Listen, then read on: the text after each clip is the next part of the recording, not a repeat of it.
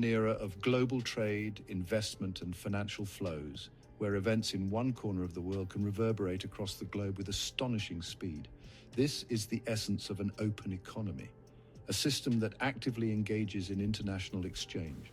The decisions made by governments and individuals in an open economy have implications that extend far beyond national borders. A change in interest rates in the United States can influence investment decisions in Europe, just as a shift in consumer demand in China can impact production levels in Southeast Asia. This interconnectedness brings both opportunities and challenges. Open economies benefit from increased trade, access to larger markets, and the flow of ideas and technology, but they are also exposed to external shocks and economic contagion. Navigating this complex landscape requires understanding the forces that shape open economies. In the following sections, we will delve into key concepts and models to analyze these systems. At the heart of every economy lies a fundamental interplay between saving and investment. This interaction unfolds within the market for loanable funds, where savers meet borrowers to finance investment projects. This market determines the real interest rate, the cost of borrowing, and the return on saving.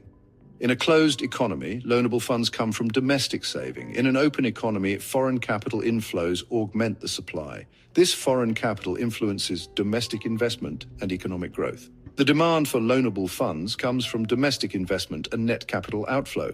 The equilibrium real interest rate allocates resources efficiently, fostering economic growth. Understanding these factors is essential for policymakers aiming for a stable economy. In the global marketplace, where goods, services, and capital flow seamlessly across borders, the exchange rate emerges as a pivotal player. It represents the price of one currency in terms of another, dictating the terms of trade and investment between nations. The market for foreign currency exchange, where currencies are bought and sold, is driven by the forces of supply and demand, just like any other market. The supply of a particular currency in this market is primarily determined by net capital outflow.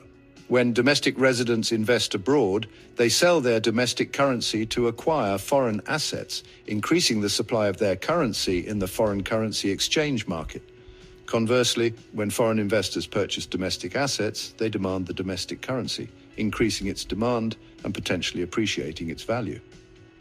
The demand for a currency, on the other hand, is driven by the demand for that country's goods and services, as well as by foreign investment inflows. When a country's exports are in high demand, foreigners need to acquire its currency to make purchases, increasing demand and potentially leading to currency appreciation. Similarly, strong foreign investment inflows, attracted by promising economic prospects, can also bolster demand for the domestic currency. The exchange rate serves as a crucial adjustment mechanism in an open economy. Changes in exchange rates can influence the relative prices of goods and services, impacting trade flows and current account balances. Understanding these dynamics is vital for policymakers seeking to maintain a stable exchange rate, promote export competitiveness, and ensure a sustainable balance of payments. Section 4, the crucial link, net capital outflow. In open economies, net capital outflow is a crucial thread linking the market for loanable funds and foreign currency exchange. It represents the difference between the purchase of foreign assets by domestic residents and domestic assets by foreigners. A positive difference means more investment abroad, leading to a net outflow of capital. This impacts both markets significantly. In the loanable funds market, it increases demand, potentially raising interest rates. In the foreign currency exchange market, it increases the supply of domestic currency. This can lead to currency depreciation, making exports more competitive. Understanding net capital outflow is crucial for grasping open economies' interconnectedness. Section 5. Budget deficits and their ripple effects. Budget deficits occur when a government spends more than it earns in revenue.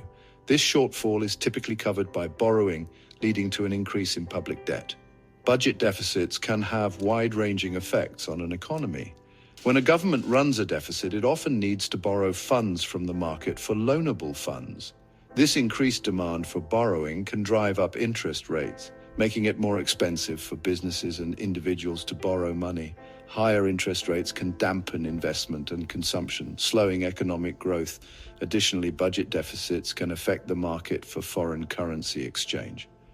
When a government borrows from foreign investors, it increases the demand for foreign currencies, which can lead to an appreciation of the domestic currency.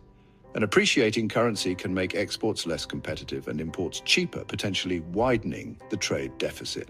It's essential for policymakers to consider the long-term implications of budget deficits. While borrowing can be a useful tool for stimulating the economy during downturns, persistent deficits can lead to unsustainable debt levels and economic instability. Section 6, a delicate balancing act. Managing an open economy involves a delicate balancing act between various economic forces. Policymakers must consider the interplay between domestic and international factors to maintain economic stability. One key aspect of this balancing act is managing interest rates. Central banks often adjust interest rates to influence economic activity. Lowering interest rates can stimulate borrowing and investment, while raising rates can help control inflation. However, changes in interest rates can also affect exchange rates and capital flows. For instance, higher interest rates may attract foreign investment, leading to an appreciation of the domestic currency. Another crucial aspect is managing the trade balance. Policymakers need to ensure that the country remains competitive in the global market. This involves supporting industries that can export goods and services while also managing imports to avoid excessive trade deficits. Additionally, maintaining a stable financial system is vital.